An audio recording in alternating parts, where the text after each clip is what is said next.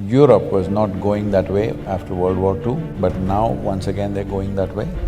We are all enjoying it. When it really happens, we say, oh, we're shocked, we're shocked. Without war, lot of people cannot survive. If this one and this one does not solve their problems, the world's problems are never gone.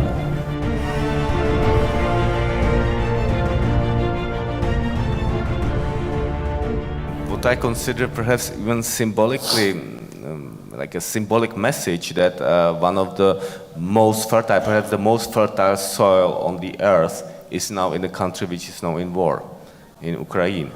What perhaps, what can we say about that? Or is it, based on my information, like the extremely fertile soil in Ukraine is up to 4 meters, the black soil, the most fertile soil on the earth.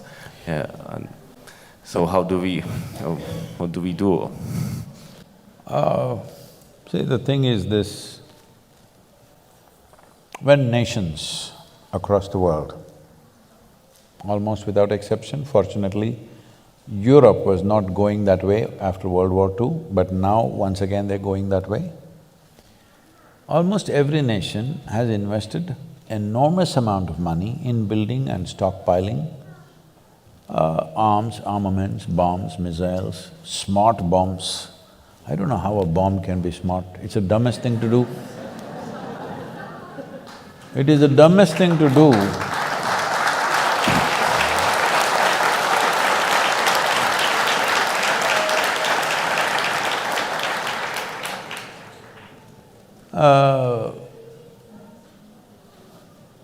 See, at least if I pick a fight with you with a sword or a stick or something, there is some crude animalistic pleasure attached to it.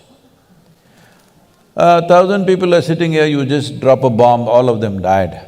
I don't know what is smart about that. I cannot understand this.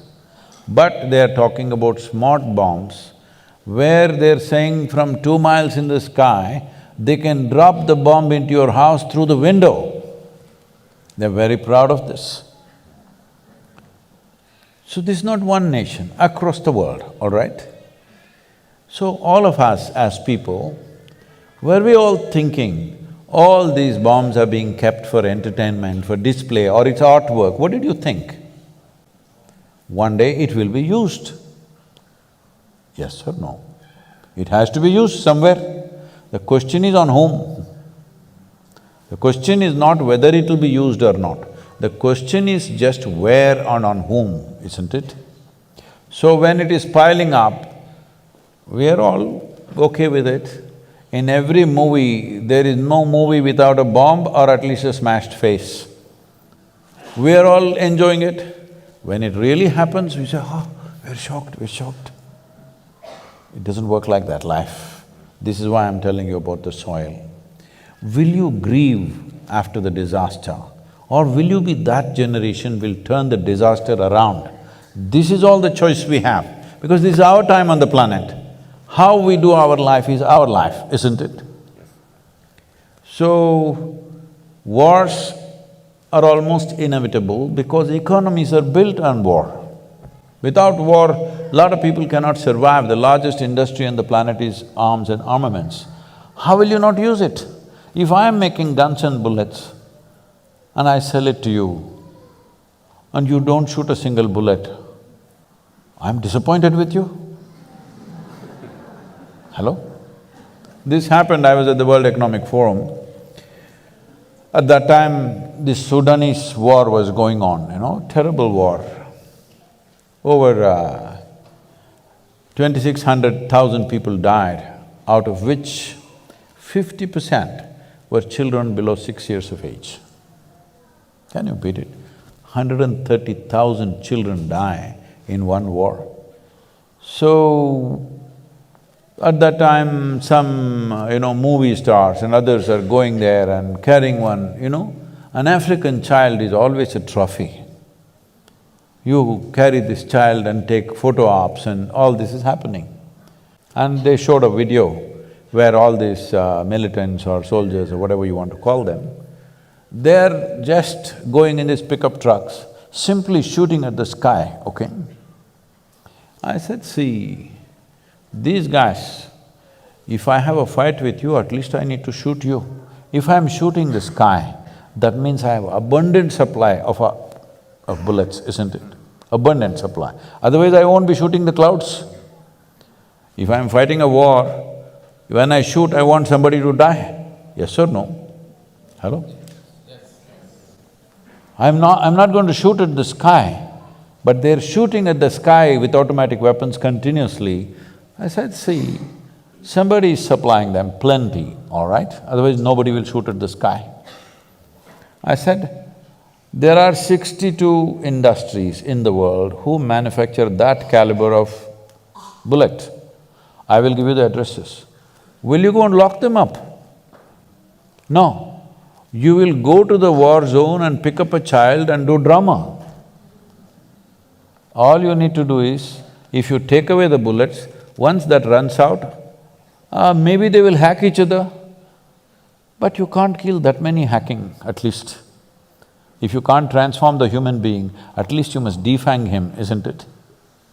Hello? Yeah, defang means you take away his teeth at least. If transformation is possible, fantastic. If that is not possible, at least his empowerment you should bring it down, isn't it? So, we have no intent of stopping the war, let's be clear about that. When it happens to us or when it happens close to us, we will cry. When it's happening somewhere else, it's drama. This inhuman attitude towards war and to killing and the suffering that other people go through we must come out of that. Because most evil things have happened not necessarily because of evil intentions, simply apathy. You sleep through life. Is sleeping a crime? Hello? Is sleep a crime? Hello? No, sleep is a good thing. But if you sleep through your life is a disaster. That is what is happening to the world, both in terms of soil, both in terms of… in terms of war. This is what is happening, we sleep through.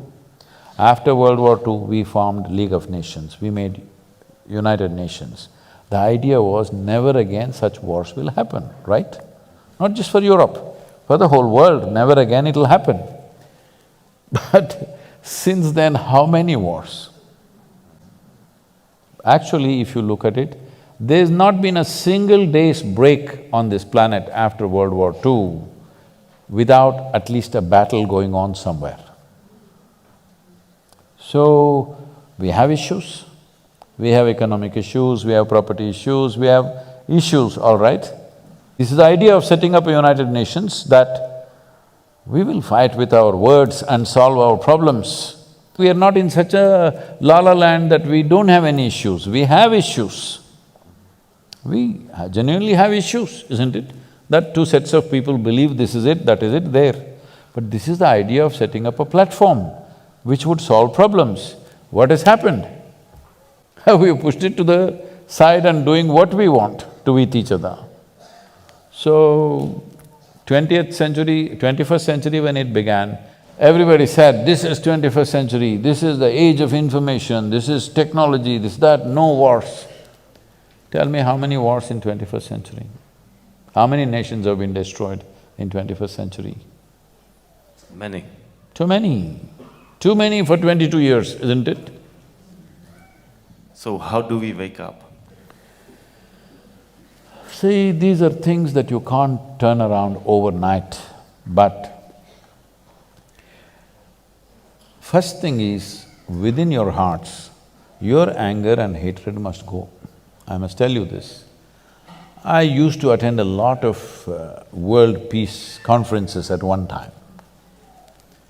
For about 2 years, 2.5 years, I attended a lot of international conferences.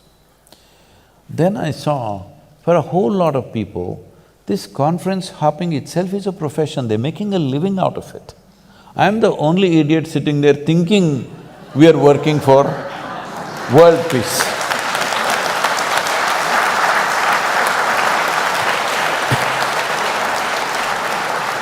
So I was in a very prominent conference, 42 Nobel laureates were participating and a few heads of state and all that stuff.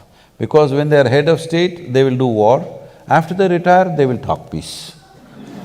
This has been the way of the world. So, I was here and this is the third day afternoon. One particular Nobel laureate, it's his turn to speak, and after that I'm speaking. So he came up and there is this podium is a little exposed, a proper big podium, the wooden thing. So he went and stood behind that and he opened his file. He looked down, he never lifted up his head up. He read 42 pages. And I was sitting in the front row trying to grasp every word. I'm watching every page. 42 pages he flipped. Then I look around, the hall is absolutely peaceful. Because everybody, except the security and a few staff who are standing, everybody has fallen asleep. Then I thought, this is world peace for sure.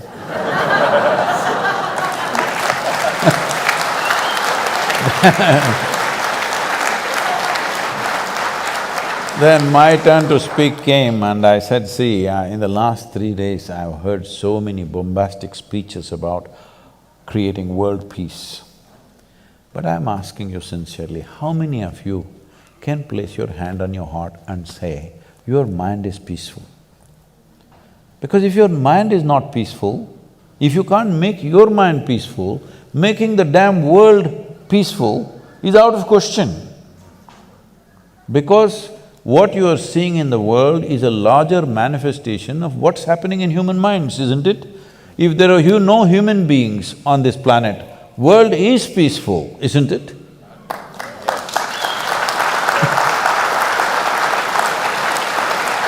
So then I inquired why in the afternoon session everybody has fallen asleep uniformly. There was a certain unity about it, except me and a reader, he's not a speaker, a reader. Everybody has fallen asleep. Then I asked, what happened? He said, no, Sadhguru, yesterday evening there was a Bacardi festival. Oh, free drink. So everybody became peaceful.